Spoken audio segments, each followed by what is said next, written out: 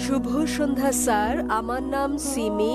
আমার প্রশ্ন, ইসলামে কেন নারীদেরকে তাদের স্বামীকে তালাক দেওয়ার অনুমতি দেয়া হয়নি? বোন প্রশ্ন করলেন যে কেন নারীদেরকে স্বামীকে তালাকের অনুমতি দেওয়া হয়নি। তালাক প্রসঙ্গে বলতে গেলে বোন, বিস্তৃতভাবে আপনি তালাককে 5 ক্যাটাগরিতে ভাগ করতে পারেন। একটা হচ্ছে স্বামী এবং স্ত্রীর পারস্পরিক সম্মতিতে, এটা প্রথম ক্যাটাগরি।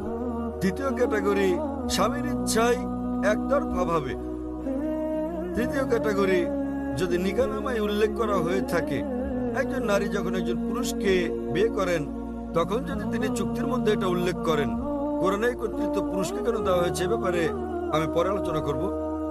তবে নিকাহনামায় যেহেতু বিয়ে হচ্ছে একটা বৈবাহিক চুক্তি, একজন নারী যে কোনো শর্ত জুড়ে দিতে পারেন, এ ব্যাপারে নিষেধ নেই কোরআনে। এই শর্তও দিতে পারেন যে আমি চাই না আমার স্বামী দ্বিতীয় স্ত্রী গ্রহণ করুক, কেননা একজনের বেশি স্ত্রী গ্রহণ ইসলামে আবশ্যকীয় নয়। এতে রাজি থাকলে বিয়ে হবে, না হলে হবে না। মহিলা অন্য একজন পুরুষ, পুরুষ অন্য একজন নারী খুঁজে নেবে। নারী এই শর্ত দিতে পারেন যে যতদিন আমি জীবিত আছি ততদিন তুমি দ্বিতীয় স্ত্রী গ্রহণ করো, আমি চাই না সেটা। কিন্তু আপনি কোরআন পরিপন্থী কোনো শর্ত দিতে পারবেন না। আপনি এমন শর্ত দিতে পারবেন না যে আমি চাই না তুমি নামাজ আদায় করো, কারণ নামাজ আদায় করাটা হচ্ছে অবশ্যই কর্তব্য। আপনি এমন শর্ত দিতে পারেন না যে ঐচ্ছিক। অনুরূপভাবে নারী এমন শর্ত দিতে পারেন যে আমার একতরফা তালাক দেওয়ার এখতিয়ার থাকবে। একে বলে তালাকে তাফবিজ অথবা ইসমা। তৃতীয় ক্যাটাগরি। চতুর্থ ক্যাটাগরি হচ্ছে তিনি শর্তের মধ্যে উল্লেখ করেন নাই, কিন্তু এখন তিনি তালাক চান। এক্ষেত্রে তিনি স্বামীকে তালাকের জন্য অনুরোধ করতে পারেন, আমি তোমার সঙ্গে থাকতে চাই না। স্বামীর কাছে তালাকের অনুরোধ জানালে একে বলে খুলা। এবং পঞ্চম ক্যাটাগরি, যদি স্বামী রাজি না হয়, স্বামী তার সঙ্গে দুর্ব্যবহার করে, সেক্ষেত্রে তিনি কাজীর কাছে যেতে পারেন, বিচারকের কাছে যেতে পারেন এবং তিনি নিকাহে ফাস্ক বা বিবাহ বাতিল করতে পারেন। স্বামী খারাপ ব্যবহার করলে, স্ত্রীর অধিকার না দিলে তিনি বিচারকের কাছে যেতে পারবেন, বিবাহ বাতিল করতে পারবেন। তাহলে একজন মহিলাও তালাক দিতে পারেন। তবে স্বাভাবিক পরিস্থিতিতে পুরুষদেরই এই ক্ষমতা দেওয়া হয়েছে। কেন? কারণ বিয়ের সময় যে ব্যক্তি ক্ষতিগ্রস্ত হয় তিনি পুরুষ, নারী নন। নারী লাভবান।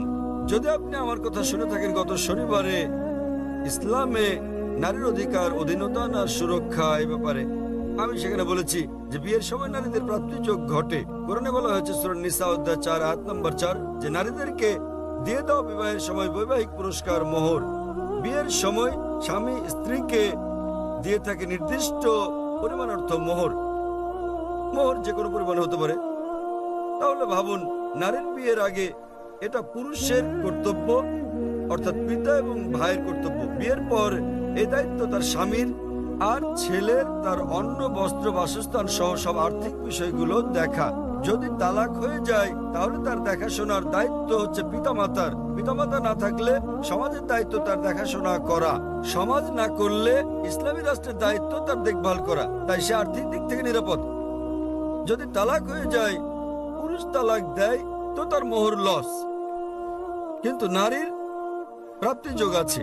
এখন তার বিয়ের সম্ভাবনা রয়েছে, আবার বিয়ে করলে সে নতুন মোহর পায়। আর পুরুষ যদি আরেকজন নারীকে বিয়ে করতে যায়, নতুন করে মোহর দিতে হবে। যদি পুরুষ কর্তৃক নারীকে দেওয়া হয় তাহলে বিয়ের পর সে তালাক দিয়ে অর্থ উপার্জন করতে থাকবে। তাতে ক্ষতিগ্রস্ত কে? পুরুষ।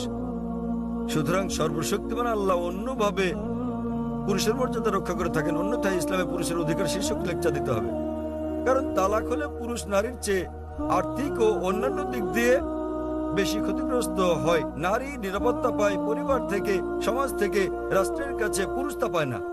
তাই এসব কারণে আল্লাহ সর্বশক্তিমান ঈশ্বর পুরুষকে নিরাপত্তা দিয়েছেন। তথাপিও নারী চাইলে বৈবাহিক চুক্তিতে উল্লেখ করলে সে নিজেও তালাক দিতে পারবে, অথবা সে তালাক দেওয়ার জন্য স্বামীকে অনুরোধ করতে পারে, যাকে বলে খুলা। অথবা স্বামী খারাপ ব্যবহার করলে বিচারকের কাছে যেতে পারে এবং বিবাহ বাতিল করে দিতে পারে, যাকে বলে নিকাহে ফাস্ক। আশা করি উত্তরটা পেয়েছি। জি, আপনাকে ধন্যবাদ।